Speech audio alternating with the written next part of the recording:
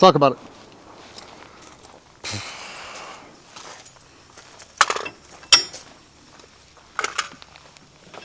I get a lot of questions on the dot. How much am I fixed on it? Am I waiting for the dot to settle? Do I trust the dot? All the different variables. So we shot that from normal distance, 5 yards, standard distance, 3, 5, 7, 10. But just trying to see what my natural point aim is with really no reference. So the only thing I'm using is my natural point aim, my natural body position, where I'm looking. And then for me, the way I hold the gun, whether I have a laser on or not, my pressure point, I'm using that thumb to drive out to find my natural point aim. So you can see I'm offset just a little bit to the left. That's natural, man. I have no reference point. I'm really just looking where I think the red dot would be. Because I train with that 291 optic center on the Hydra, the Lerna, that's really what I'm looking for. I'm not trying to drop my eye all the way down to the bore line. I'm not trying to pull cue this thing. But I mean, even for like body, head, I'm totally fine with that, dude, right? Like that's a passable standard. They're all inside. Is that good enough for me inside of this distance? For sure. Could it be tighter? Absolutely. But can I run full standards? That's what we'll try now. I'll do a high ready, low ready. We'll do a 1 reload 1, do a broken bill. We'll do a bunch of different ones just to kind of see where we're at. Again, I'm not saying don't use the sights, but if you're so reliant onto them, you don't actually build in a repeatable formula. Now you're a victim to them. That's what you see a bunch of guys, they have this beautiful presentation, they snap it out, and then they start searching for it. So inside of a certain range, you don't need them, right? And if we're not building that repeatable pattern, we're really just cheating ourselves. So test yourself. If you got an extra upper, throw it on there, strip off all the optics and just see. And then see what piece of this furniture can I actually use to make it my secondary sighting system. For me, it's that big support grip thumb. I drop it right down the rail line, and just like I'm shooting a spitball, if I aim in between my eyes, I use my nose as my reference point, it's perfectly inside of my alignment. Inside my 2 eyes, in line with my sternum, under my dominant eye, I drive it out and I break the shot. And for me, I'm totally fine with that. Let's drop it back, I'll grab a new mag, and we'll run through some standards. Cool? All right, boys, you're gonna test natural body alignment, natural point aim, just kind of see where I'm at for our standards. Good. No optics, no irons, no real point of reference, just myself, natural body language, where I want to stare. And then for me, I'm going to use that support grip master thumb, kind of as my guiding light.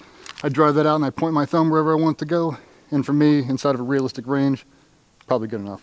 Now we're just going to test it. If it's not, I'll take a couple minutes, throw back on my gun, really get dialed in with my optic, take off the optic, and do it again. Just see where I'm at. Kick it off with some low ready. Trying to do this in under 1 second.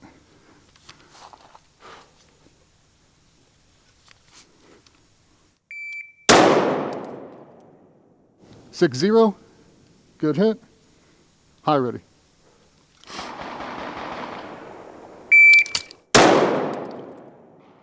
Eight seven, just to the left.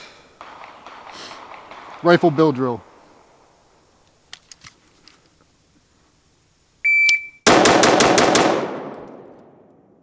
One 5-4, good hits.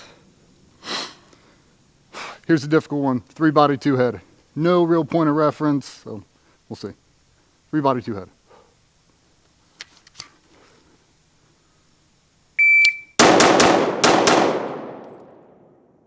.172. Let's go combat reload with rifle. All right, boys, combat reload with carbine, empty magazine, 1 round of the chamber, speed reload mag. Just do a 1 and 1.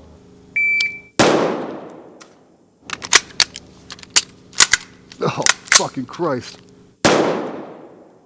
That was the 648. Let's re-rock that one more time. What a moss. Hits were all good. Just had a partial feed. All right. One more time.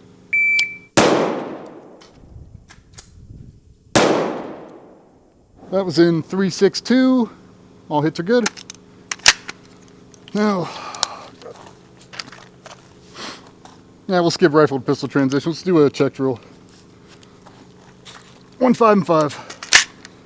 1 round of the carbine, empty magazine, topped off pistol. So 1 transition to pistol, 5 rounds, top off carbine, 5 more rounds.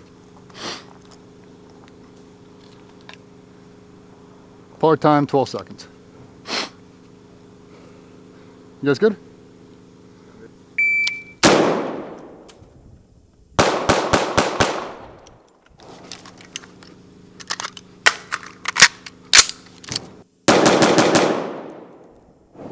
Pin 3-6. Check hits. Ah, not too bad. So we got 3 just on the outside. One of those was combat reload, 1 shot, so dinged it off a little bit. You know, shoot with the jacket, whatever's gonna happen. Sometimes you don't get a perfect shoulder placement, but for me, inside of that cavity, I'm super stoked out for no optic, no real reference point, just my thumb, especially the 1 reload ones. I've really got to break down this whole system. I'm under duress, my hands are freezing, all the other excuses you'll throw out there. But even like 3 body, 2 head, like that's inside of line for me. Inside of 3, 5, 7, that's a passing standard. So right now, did I go 8 out of 8? No, 6 out of 8 with no optic. I'm totally good with that, right? Can we refine it? Can we make it more repeatable? For sure, and that's all we're gonna do. Keep hammering out on standards, but don't get so fixated on the dot that it really becomes this point of no return. Like if the red dot's not exactly where I need it to be, I'm just gonna sit there and chase the dragon all day long. Like time is of the essence, we gotta get this thing out of there, so good is good enough. If we can guarantee all our hits are inside of a human body, for this case, good enough for me, man. Squeeze the trigger to the rear, manage the recoil, and make it repeatable. Hopefully that's helpful, man.